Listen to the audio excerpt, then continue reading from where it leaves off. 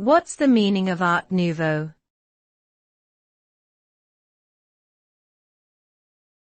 Art Nouveau.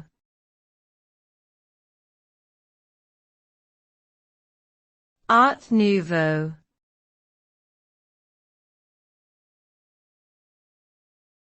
Art Nouveau.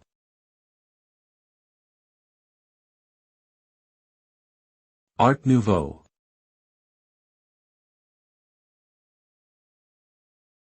Art Nouveau is a style of art, architecture, and decorative arts that was popular from the late 1800s to the early 1900s. It is characterized by curving lines, intricate details, and a focus on natural forms and structures.